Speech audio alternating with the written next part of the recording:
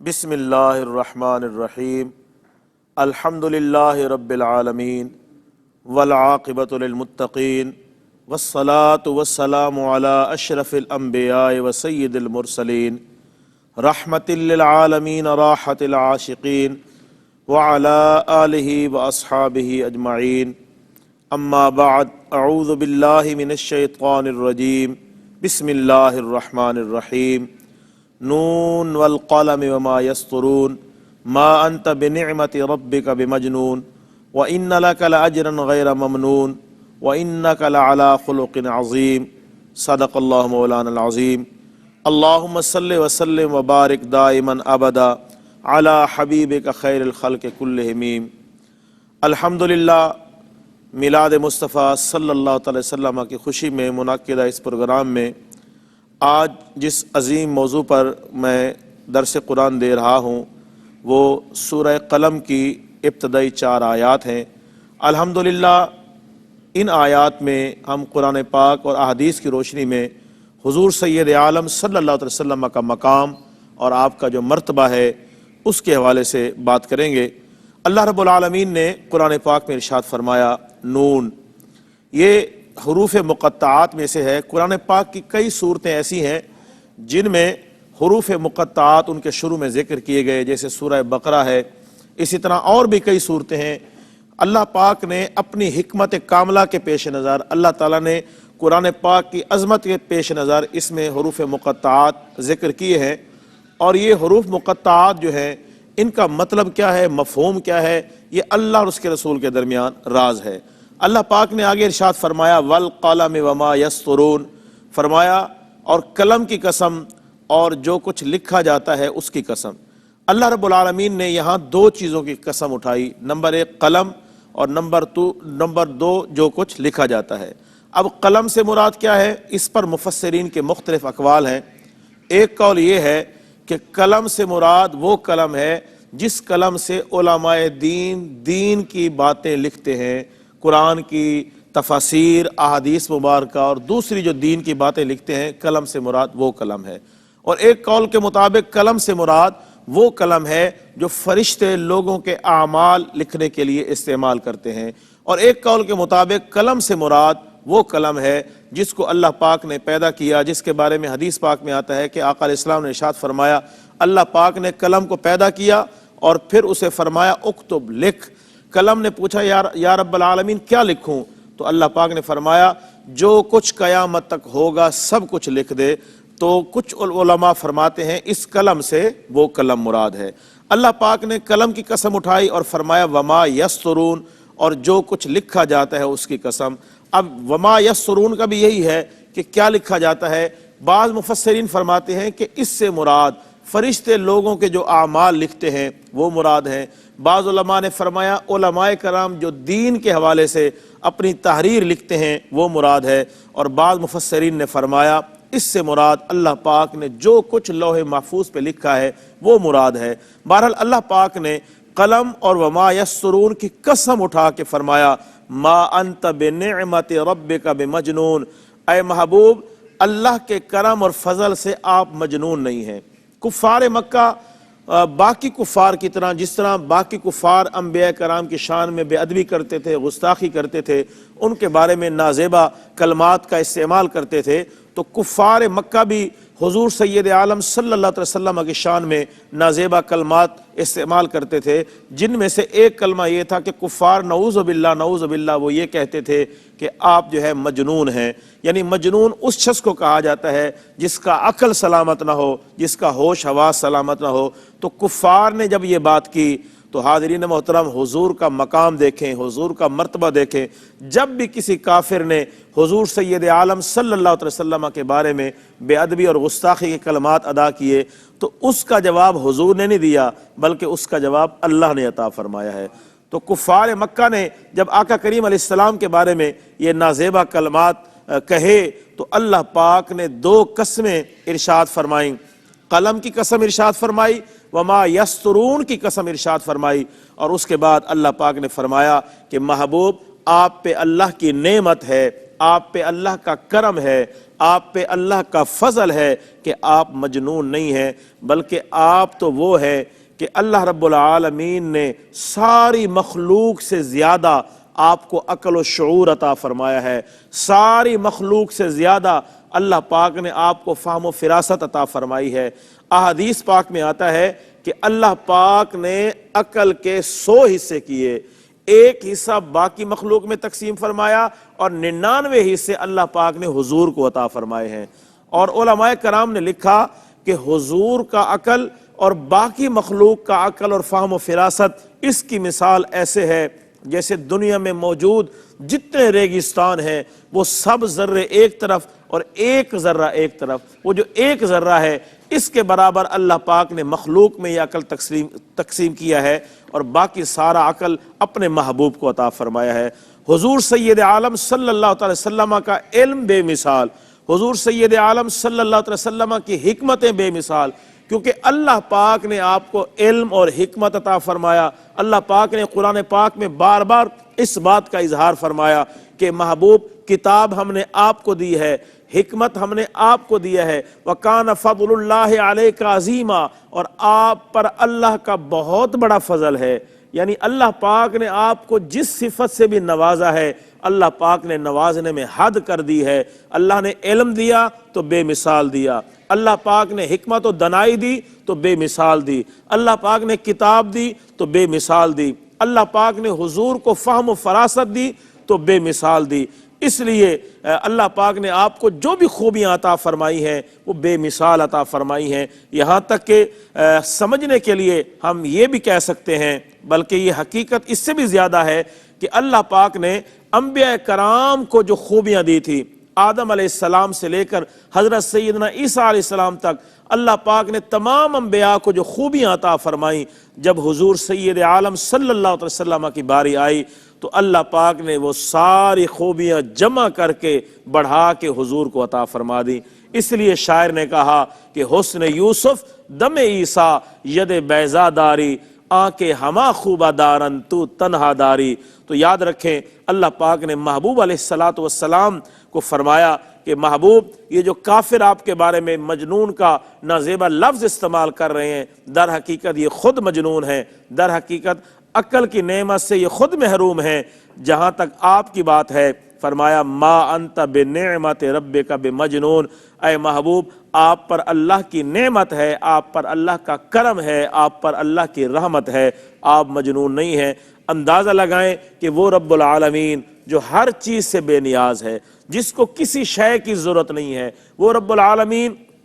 جو تمام مخلوق کو نوازنے والا ہے، وہ رب العالمین جو تمام جہانوں کو پیدا کرنے والا ہے، وہ رب محبوب کے بارے میں گواہی دے رہا ہے کہ اے محبوب آپ مجنون نہیں ہیں، بلکہ آپ عقل و فہم کے عظیم ترین مرتبے پہ فائز ہیں۔ اس لیے اللہ پاک نے فرمایا ما انت بنعمت ربک بمجنون۔ اس کے بعد اللہ رب العالمین نے حضور سید عالم صلی اللہ علیہ وسلم کو ایک خوشخبری عطا فرمائی کہ محبوب آپ یہ جو دین کی تبلیغ کر رہے ہیں، آپ یہ جو ابلاغ دین کا فریضہ سر انجام دے رہے ہیں، یہ کفار کی نازیبا باتیں اور عجیب و غریب رویے برداشت کر رہے ہیں، اے محبوب آپ اتنے عظیم کام جو کر رہے ہیں اس کے بدلے میں آپ کو کیا ملے گا؟ فرمایا وَإِنَّ لَكَ لَأَجْرًا غَيْرَ مَمْنُونَ، اے محبوب آپ کے لیے اللہ پاک کی بارگاہ میں ایسا اجر ہے جس کی کوئی حد نہیں ہے۔ اب یہ کون کہہ رہا ہے؟ یہ اللہ کہہ رہا ہے، وہ اللہ جس کی ذات بے مثل و بے مثال ہے، وہ اللہ جس کی صفات بے مثل و بے مثال ہے، وہ اللہ جس کی رحمت کے خزانوں میں کوئی کمی نہیں ہے، بلکہ اس کی رحمت کا کنارہ ہی نہیں ہے، کوئی حد ہی نہیں ہے، وہ لامحدود صفات کا مالک اللہ فرما رہا ہے کہ اے محبوب اللہ پاک کی طرف سے آپ کو جو اجر ملے گا اس کی کوئی حد نہیں ہے۔ اور یاد رکھیں حضور سید عالم صلی اللہ علیہ وسلم کا جو مقام ہے، جو آپ کا مرتبہ ہے، جو آپ کے اجر و ثواب کی حد ہے، وہ کسی کے سمجھ میں آنے والی نہیں ہے، کیونکہ خود رب العالمین جس نے اجر دینا ہے، جس نے ثواب دینا ہے، جس نے سب کچھ عطا فرمانا ہے، وہ رب فرما رہا ہے کہ محبوب آپ کے اجر و ثواب جو ہے، آپ کا جو اللہ پاک کی بارگاہ میں مقام اور مرتبہ ہے، جو اجر و ثواب ہے، اس کی کوئی حد نہیں ہے، یہ غیر ممنون ہے، اس کی کوئی حد نہیں ہے۔ اور حاضرین محترم، اس حوالے سے اگر دیکھا جائے تو ہم اپنے عقل اور علم سے سوچ سکتے ہیں کہ دیکھیں قانون یہ ہے، حضور نے ارشاد فرمایا الدال علی الخیر کفاعلہ،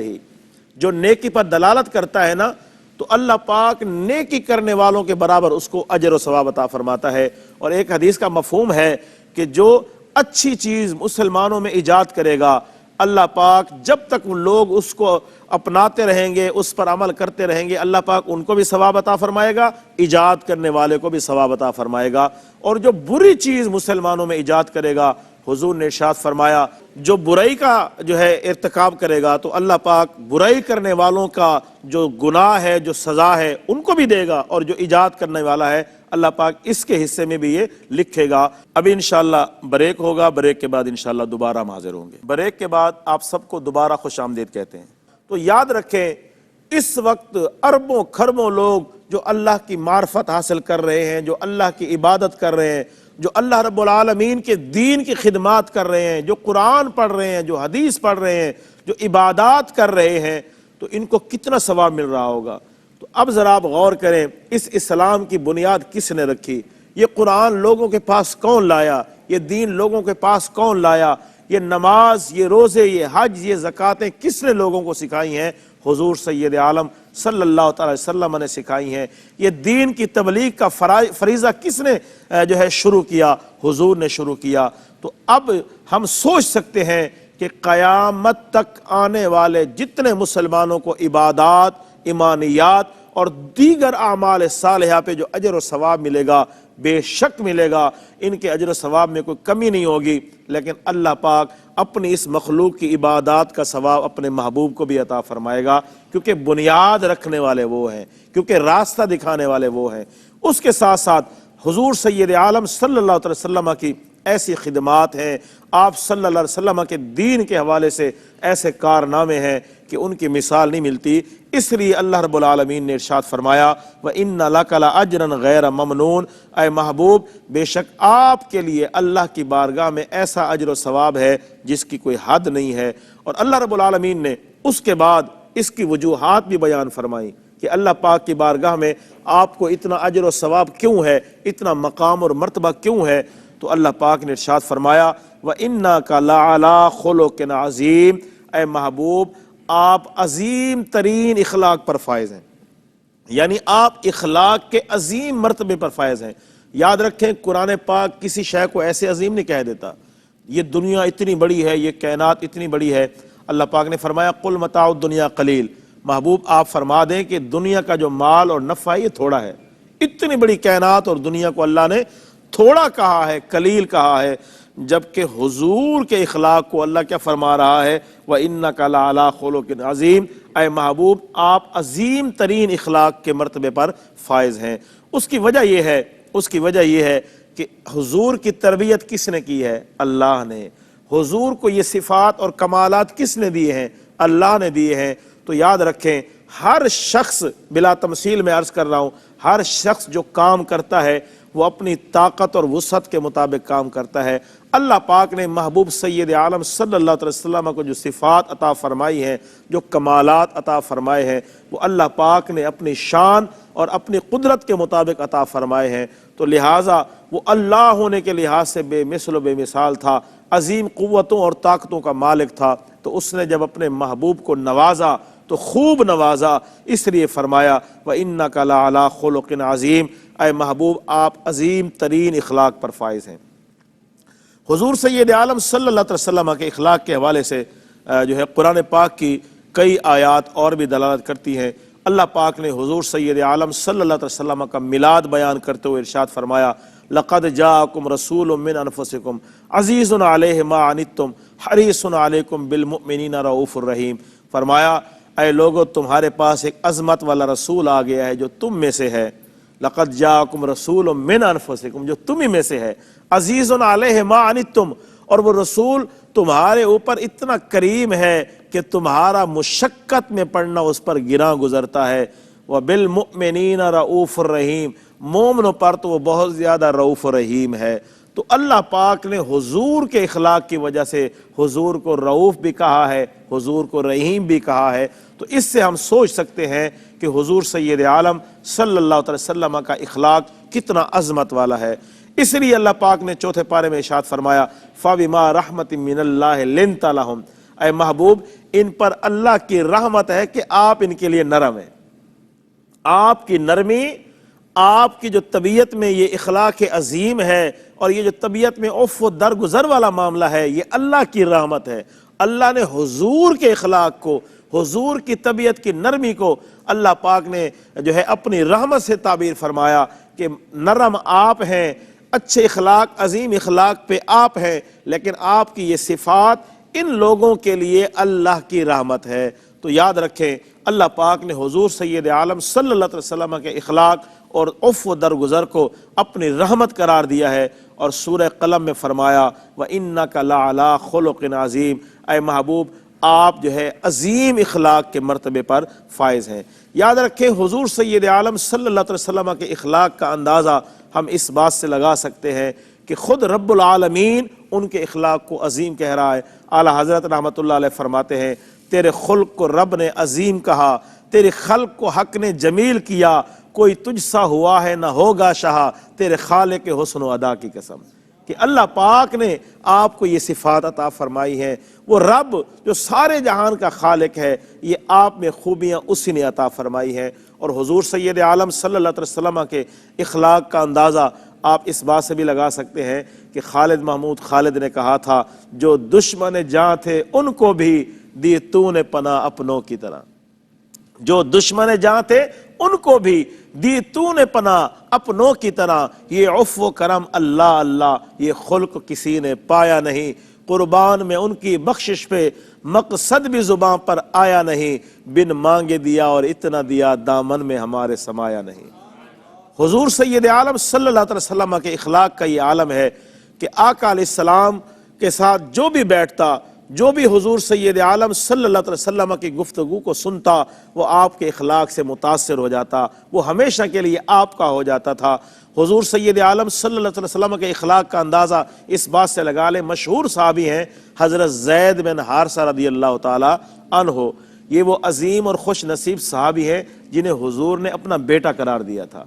حضرت زید جو ہے اپنی والدہ کے ساتھ سفر پہ جا رہے تھے کہ ڈاکوؤں نے قافلے پر حملہ کیا، قافلے کو لوٹا، تو انہوں نے حضرت زید کو بھی گرفتار کر لیا، پکڑ لیا۔ پھر وہ ڈاکو حضرت زید کو لے کر آئے اور مکہ میں آ کے فروخت کر دیا۔ تو حضرت سیدہ خدیجہ رضی اللہ تعالی عنہا کے حصے میں حضرت زید آئے، اور جب حضرت خدیجہ کا نکاح حضور سے ہوا تو حضرت خدیجہ نے حضور سید عالم صلی اللہ علیہ وسلم کو بطور گفٹ، بطور تحفہ حضرت زید عطا فرمائے، جو کہ ان کے غلام تھے، ان کے خریدے ہوئے تھے۔ اب حضرت زید حضور کے پاس رہتے تھے، حضور کے غلام تھے۔ ان کے کچھ رشتہ دار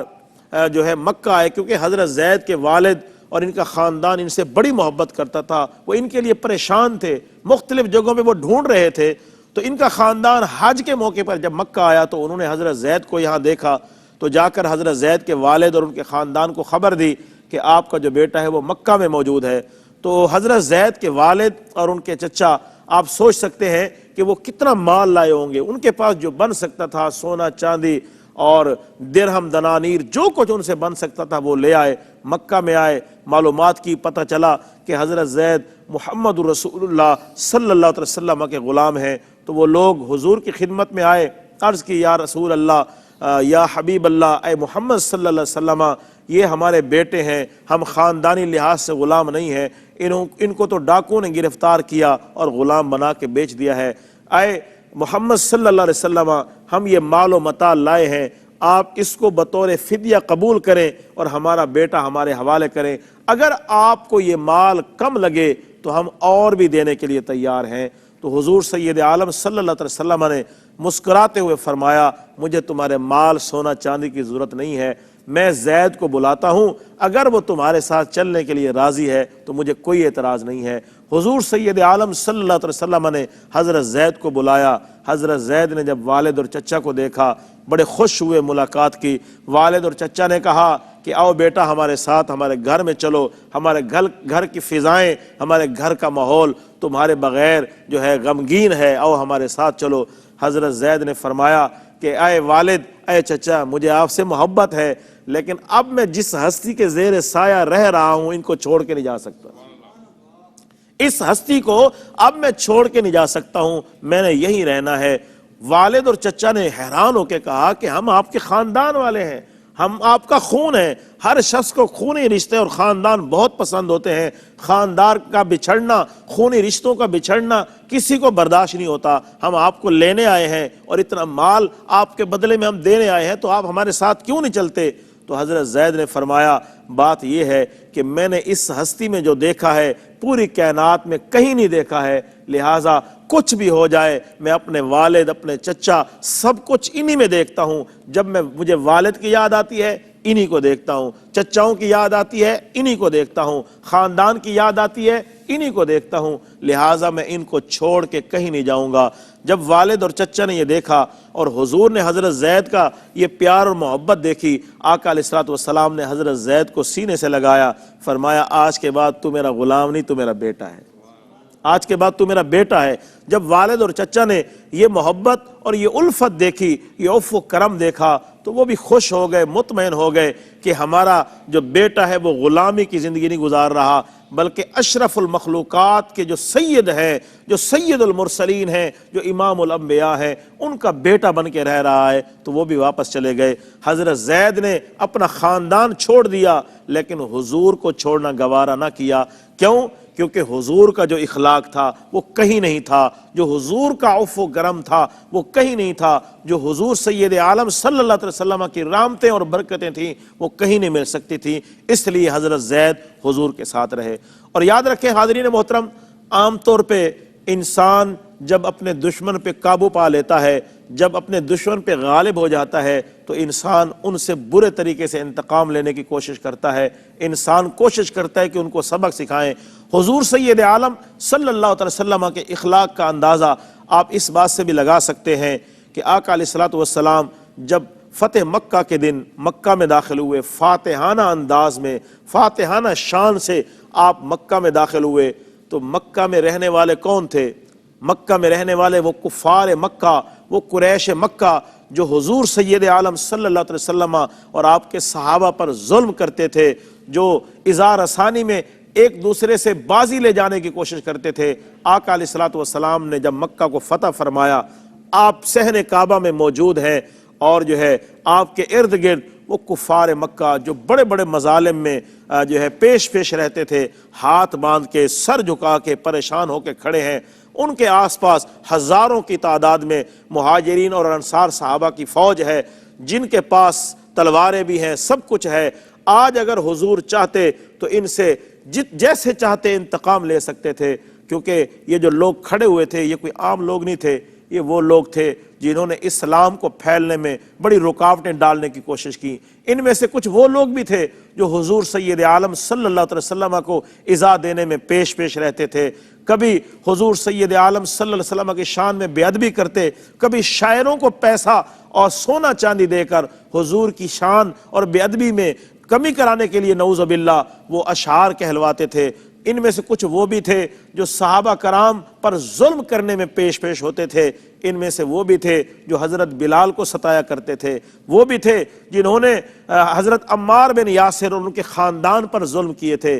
ان کفار مکہ میں وہ بھی تھے جنہوں نے ایسی فضا پیدا کر دی کہ حضور اور صحابہ کو مکہ چھوڑنا پڑا، اور ان کفار میں سے وہ بھی تھے جنہوں نے 3 سال سے زیادہ عرصہ حضور اور مسلمانوں کا سوشل بائیکاٹ کیا، جس کی وجہ سے 3 سال کا عرصہ حضور اور مسلمان شیب ابی طالب میں مقید رہے، درختوں کے پتے اور گھاس کھا کے گزارا کرتے رہے۔ ان میں سے وہ بھی تھے جو حضور سید عالم صلی اللہ علیہ وسلم کو شہید کرنے کی سازشیں کرتے تھے۔ یعنی ایسے مظالم کہ اگر ان کو بیان کیا جائے تو وقت کم ہو جائے، بڑے بڑے مظالم والے موجود تھے، سر جھکا کے، ہاتھ باندھ کے کھڑے ہوئے ہیں، اور وہ سوچ رہے ہوں گے کہ آج ہمارے ساتھ کیا ہونے والا ہے۔ تو حضور سید عالم صلی اللہ علیہ وسلم آپ نے پوچھا بتاؤ تمہارے ساتھ کیا کیا جائے؟ تو سب نے کہا اخی کریم، آپ مہربان بھائی ہیں اور مہربان باپ کے بیٹے ہیں، آپ سے ہم رحمت اور مہربانی کی امید رکھتے ہیں۔ تو اس کے باوجود کہ حضور غالب تھے، سب کچھ چاہتے تو کر سکتے، لیکن حضور سید عالم صلی اللہ علیہ وسلم نے ارشاد فرمایا لا تثریب علیکم اليوم، آج تم پر کوئی پکڑ نہیں ہے، میری طرف سے جاؤ، تم سب کو معافی ہے۔ ابھی انشاءاللہ ایک چھوٹے سے بریک کا وقت ہے، بریک کے بعد انشاءاللہ دوبارہ حاضر ہوں۔ بریک کے بعد آپ سب کا دوبارہ ویلکم ہے، آپ سب کو دوبارہ ہم خیر مقدم کرتے ہیں۔ حضور نے سب کو معاف کر دیا، بڑے بڑے جو مجرم تھے حضور نے سب کو معاف کر دیا۔ اور جب ان لوگوں نے حضور کا یہ عفو و کرم دیکھا، حضور کی یہ رحمتیں دیکھیں، حضور سید عالم صلی اللہ علیہ وسلم کا یہ عظیم اخلاق دیکھا، تو سب نے بیک آواز ہو کے کہا کہ ایسا معاف کرنے والا، ایسا مہربان کوئی عام شخص نہیں ہو سکتا، یہ یقیناً اللہ کا رسول ہی ہو سکتا ہے۔ سب نے اسی وقت کلمہ پڑھتے ہوئے کہا لا الہ الا اللہ محمد الرسول اللہ۔ اس لیے کسی نے کہا جو دشمن جاں تھے ان کو بھی دی تو نے پناہ اپنوں کی طرح، یہ عفو و کرم اللہ یہ خلق کسی نے پایا نہیں۔ تو یاد رکھیں دنیا میں بڑی بڑی مثالیں موجود ہیں، لیکن حضور کے اخلاق کا کوئی مثل نہیں ہو سکتا ہے۔ حضور سید عالم صلی اللہ علیہ وسلم کا اخلاق اتنا عظیم ہے کہ آپ نے اپنی امت کی بھی اسی لحاظ سے تربیت فرمائی ہے۔ آقا علیہ الصلوۃ والسلام نے ارشاد فرمایا سل من قطعک واعف عمن ظلمک واحسن الی من اساء الیک۔ حضور نے ارشاد فرمایا اے میری امت یہ باتیں لازم پکڑ لو، سل من قطعک، جو تم سے قطع تعلق کرے تم اس کے ساتھ تعلق جوڑو، جو تمہارے ساتھ تعلق توڑے تم اس کے ساتھ تعلق جوڑو، اور فرمایا واعف عمن ظلمک، اور جو تم پر ظلم کرے تم معاف کرو، وہ ظلم کرتا جائے تم معاف کرتے جاؤ، واحسن الی من اساء الیک، اور فرمایا جو تمہاری طرف برائی کرے تم اس کی طرف اچھائی کرو۔ اسی وجہ سے دیکھیں نا لوگ حضور کو پتھر مارتے رہے، اور لوگ حضور کی طرف جو ہے لوگوں کو بلاتے رہے کہ آؤ پتھر مارو، طائف والے حضور کو پتھر مارتے رہے، اتنے پتھر مارے گئے کہ سر مبارک کا خون بہتا بہتا پاؤں مبارک تک آ گیا، جوتے مبارک خون سے بھر گئے۔ عذاب کا فرشتہ حاضر ہوا، یا رسول اللہ حکم دیجئے میں ان دو پہاڑوں کو ملا کر اس بستی کو نیست و نابود کر دوں، یا رسول اللہ حکم دیجئے ان پر ایسا عذاب آئے گا کہ یہ بستی اور یہ بستی والے ہمیشہ ہمیشہ کے لیے ختم ہو جائیں گے۔ آقا علیہ السلام نے فرمایا نہیں، بلکہ آپ نے دعا کے لیے ہاتھ اٹھائے، مولا میری اس امت پہ کرم فرما، یا الہی ان کو ایمان عطا فرما، اور ساتھ ان کی سفارش اور وکالت بھی کر دی یا رب العالمین یہ ایسا اس لیے کر رہے ہیں کہ یہ مجھے جانتے نہیں ہیں، ان کو ہدایت عطا فرما۔ وہ پتھر مارتے رہے اور حضور ہدایت کی دعا کرتے رہے۔ اس لیے کہتے ہیں کہ وہ پتھر مارنے والوں کو دیتے ہیں دعا اکثر، وہ پتھر مارنے والوں کو دیتے ہیں دعا اکثر، کوئی لاؤ مثال ایسی شرافت ہو تو ایسی ہو، کوئی لاؤ مثال ایسی شرافت ہو تو ایسی ہو، ہمیں وہ اپنا کہتے ہیں، محبت ہو تو ایسی ہو، ہمیں رکھتے ہیں نظروں میں، عنایت ہو تو ایسی ہو۔ تو اللہ پاک نے حضور کے اخلاق کو جو عظیم اخلاق کہا ہے، یہ کوئی ایسا نہیں ہے، یہ کوئی مبالغہ نہیں ہے، اللہ پاک کا کلام مبالغے سے پاک ہے، اللہ رب العالمین کا کلام حقیقت میں مبنی ہوتا ہے۔ اور حضور سید عالم صلی اللہ علیہ وسلم کے اخلاق کے حوالے سے ایک شخص نے حضرت سیدہ طیبہ طاہرہ عابدہ فقیہہ سیدہ عائشہ صدیقہ رضی اللہ تعالی عنہا سے کسی نے پوچھا کہ اے امی جان حضور کے اخلاق کے بارے میں بتائیں، تو حضرت سیدہ عائشہ نے پوچھا کہ آپ قرآن نہیں پڑھتے؟ عرض کی قرآن پڑھتا ہوں۔ تو فرمایا پھر حضور کا اخلاق دیکھنا ہے تو قرآن دیکھ لو، وَكَانَ خُلُقُهُ الْقُرْآنُ، آپ کا اخلاق تو وہ ہے جس کی قرآن گواہی دے رہا ہے، حضور کا اخلاق تو وہ ہے کہ جس کی قرآن گواہی دے رہا ہے، حضور کا اخلاق تو وہ ہے کہ اگر حضور اللہ کے بندے ہیں، اگر حضور کی نسبت اللہ کے ساتھ ہے، اللہ کا جو حق کے بندگی ہے حضور نے ادا کر دیا۔ جس طرح حضور سید عالم صلی اللہ علیہ وسلم کی عظمت اور شان ہے، دیکھیں اللہ پاک نے آپ کو سید الانبیاء بنا کے بھیجا، آپ نے اسلام اور دین کی تبلیغ فرمائی ہے تو حق ادا کر دیا ہے، آپ نے اللہ کی عبادت کی ہے تو اس کا حق ادا کر دیا ہے۔ آقا علیہ الصلوۃ والسلام اسلام کی تبلیغ میں اتنا مخلص ہیں کہ حضور نے ارشاد فرمایا جب کفار مکہ نے جو ہے آفریں شروع کی کہ اگر آپ چاہیں تو آپ کو سونے چاندی میں تول دیا جائے، اگر آپ چاہیں تو آپ کو اپنا سردار اور بادشاہ بنا لیتے ہیں، اس کے علاوہ اگر اور کوئی خواہش ہے تو بتائیں، ہم آپ کی ہر خواہش پوری کرنے کے لیے تیار ہیں، لیکن آپ جو ہے یہ دین کی تبلیغ چھوڑ دیں۔ حضور نے فرمایا اگر میرے ہاتھ میں سورج رکھ دیں، دوسرے ہاتھ میں چاند رکھ دیں، تو میں پھر بھی اس اسلام اور قرآن کی تبلیغ کو نہیں چھوڑوں گا، یہاں تک کہ یا تو اللہ مجھے کامیابی عطا فرما دے یا اللہ اس عظیم مشن میں میری جان لے لے۔ تو یاد رکھیں حضور کا اخلاق یہ ہے کہ آپ نے جس کا بھی حق ادا کیا تو حق کر دیا، حد کر دی، اللہ کے حقوق ادا کیے تو بے مثال ادا کیے، مخلوق کے ساتھ آپ نے جو رشتہ آپ کا ہے رسول والا اس کا حق ادا کیا تو آپ نے بے مثال ادا کر دیا۔ آج کے اس عظیم میسج سے، آج کے اس عظیم درس سے ہمیں یہ سبق ملتا ہے کہ جب ہم لا الہ الا اللہ محمد رسول اللہ پڑھنے والے ہیں تو ہم بھی اپنا اخلاق اور اپنا کردار جو ہے حضور سید عالم صلی اللہ علیہ وسلم کے مطابق بنائیں، اپنے آپ کو، اپنی گفتگو کو اور اپنی ترجیحات کو آقا علیہ الصلوۃ والسلام کی تعلیمات کے مطابق ڈھالیں تاکہ ہمیں دنیا اور آخرت میں کامیابی ملے۔ اللہ پاک ہم سب کو عمل کی توفیق عطا فرمائے۔ اب جو ہے جو ہمارے حاضرین موجود ہیں ان میں سے کچھ حضرات جو سوال کرنا چاہیں وہ سوال کریں تاکہ میں جواب دوں۔ السلام علیکم حضرت۔ وعلیکم السلام ورحمۃ حضرت یہ ایک سوال ہے کہ آپ کے حسن اخلاق کے بارے میں ہمیں کچھ بتائیے گا۔ اللہ۔ حضور سید عالم صلی اللہ علیہ وسلم کا حسن اخلاق ایسا عظیم اخلاق ہے کہ آپ کے اخلاق سے انسانوں نے بھی فائدہ اٹھایا ہے، آپ کے اخلاق سے جانوروں نے بھی فائدہ اٹھایا ہے، آپ کے اخلاق سے اللہ کی ساری مخلوق نے فائدہ اٹھایا ہے، یہاں تک کہ حضور نے جہاں انسانوں کے حقوق پورے کرنے کی بات کی ہے وہاں حضور نے یہ بھی فرمایا ہے کہ جانوروں پر ظلم نہ کرو، جانوروں کو کھانا پینا ٹائم پہ دو۔ یعنی حضور کا اخلاق ایسا ہے کہ آپ جو ہے بغیر وجہ کے درخت کو توڑنے سے بھی منع فرماتے ہیں اور جانوروں پر بے جا ظلم کرنے سے بھی منع فرماتے ہیں اور انسانوں پر اور غلاموں پر اور اپنے ملازمین پر بے جا سختی سے بھی منع فرماتے ہیں۔ اور حضور نے ارشاد فرمایا تم اللہ کی مخلوق کے ساتھ جیسا سلوک کرو گے نا قیامت کے دن اللہ بھی تمہارے ساتھ ویسا سلوک کرے گا۔ اس سے حضور سید عالم صلی اللہ علیہ وسلم کی عظمت اور آپ کے اخلاق کا اندازہ ہوتا ہے۔ السلام علیکم۔ وعلیکم میرا السلام۔ سوال یہ کہ حضور علیہ الصلوۃ والسلام نے ہمیں جیسے ہم اور لوگوں کے ساتھ ہم بات چیت کرتے ہیں تو ہمارا اخلاق اور لوگوں کے ساتھ کس طرح ہونا چاہیے؟ حضور علیہ الصلوۃ والسلام نے کیا اخلاق کے بارے میں کیا حکم دیا کہ ہمارا اخلاق اور لوگوں کے ساتھ کس طرح ہونا چاہیے؟ جی دیکھیں حضور سید عالم صلی اللہ علیہ وسلم کا اپنا طرز عمل کیا تھا۔ آقا علیہ الصلوۃ والسلام کے پاس اگر غریب آ رہے ہیں تو آپ ان کو بھی اہمیت دے رہے ہیں، اگر امیر آ رہے ہیں تو آپ ان کو بھی اہمیت دے رہے ہیں، یہاں تک کہ بچے آ رہے ہیں تو آپ ان کو بھی اہمیت دے رہے ہیں۔ آقا علیہ الصلوۃ والسلام جب مدینے میں داخل ہوتے تھے تو آپ کی آمد سے پہلے جو ہے مدینے میں خبر پہنچ چکی ہوتی تھی کہ حضور اپنا جو ہے سفر مکمل کر کے واپس آ رہے ہیں، تو مدینے کے بچے خوشی کے مارے دوڑ کے مدینے سے باہر چلے جاتے تھے اور حضور سید عالم صلی اللہ علیہ وسلم کا استقبال کرتے تھے، خوش ہوتے تھے۔ تو آقا علیہ السلام اب کچھ بچوں کو اپنی سواری پہ بٹھا لیتے، کچھ کو اپنے آگے بٹھاتے، کچھ کو اپنے پیچھے بٹھاتے، اور کچھ بچے جب بچ جاتے تو حضور اپنے صحابہ کو حکم دیتے کہ ان کو اپنے ساتھ بٹھا لیں۔ تو اب جو بچے حضور کے ساتھ بیٹھتے وہ فخر کرتے دیکھیں ہم حضور کے ساتھ بیٹھے ہیں، اور جن کو حضور کہتے جن کے بارے میں تو وہ بھی فخر کرتے دیکھیں ہمارے بارے میں حضور نے صحابہ کو حکم دیا ہے کہ ان کو بٹھائیں۔ تو آقا علیہ السلام کا جو اخلاق ہے وہ صرف یہ نہیں ہے کہ جیسے ہمارے اخلاق ہوتے ہیں جہاں ہمارا مفاد ہو، جہاں ہمارا مقصد ہو وہاں ہمارا اخلاق اچھا ہو جاتا ہے،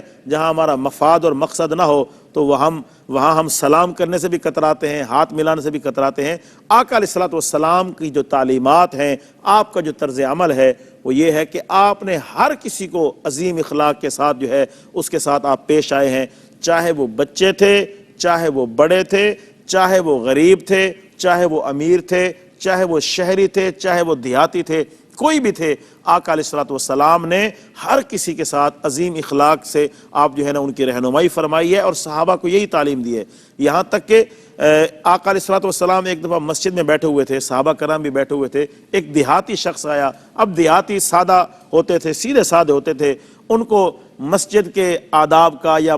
مجلس کے آداب کا پتہ نہیں ہوتا تھا۔ اس دیہاتی کو جب پیشاب کی حاجت ہوئی تو وہ اٹھ کے مسجد کے کونے میں بیٹھ کے پیشاب کرنے لگ گیا، تو لوگ اس کی طرف دوڑنے لگے تو حضور نے منع کر دیا، فرمایا نہیں، اب اس کو اس کی حاجت پوری کرنے دو۔ اب جب اس نے اپنی حاجت پوری کر لی تو آقا علیہ السلام نے صحابہ کو حکم دیا کہ اس جگہ کو دھو لو۔ تو اس سے دیکھیں کتنی بڑی غلطی تھی کہ وہ مسجد میں پیشاب کر رہا ہے، لیکن اب وہ انسان ہے، وہ اس کو پتہ نہیں تھا، وہ بیٹھ گیا ہے، تو حضور نے کیا کیا کہ ابھی اس کو اس کی حاجت پوری کرنے دو، اور بعد میں یہ نہیں کہ اسی کو کہا کہ تم دھو، تمہیں یہ سزا ہے، تمہیں دھونی پڑے گی، نہیں، حضور نے صحابہ کو حکم دیا کہ اس جگہ کو صاف کرو اور اس کو دھو لو۔ تو حضور سید عالم صلی اللہ علیہ وسلم کی جو تعلیمات ہیں اخلاق کے لحاظ سے وہ بالکل واضح اور ظاہر ہیں۔ اس پرفتن دور میں آقا علیہ السلام کی امت پہ لازم ہے کہ حضور کا جو اخلاق ہے اس کو سیکھیں۔ حضور سید عالم صلی اللہ علیہ وسلم کا جو رویہ ہے، گھر والوں کے ساتھ کیسا تھا اور باہر والوں کے ساتھ کیسا تھا، غریبوں کے ساتھ کیسا تھا، امیروں کے ساتھ کیسا تھا، بڑوں کے ساتھ کیسا تھا، چھوٹوں کے ساتھ کیسا تھا، یہ ساری معلومات حاصل کریں اور اسی کے مطابق عمل کریں تاکہ ہماری دنیا بھی اچھی ہو جائے، ہماری آخرت بھی اچھی ہو جائے۔ اللہ رب العالمین ہم سب کو عمل کرنے کی توفیق عطا فرمائے۔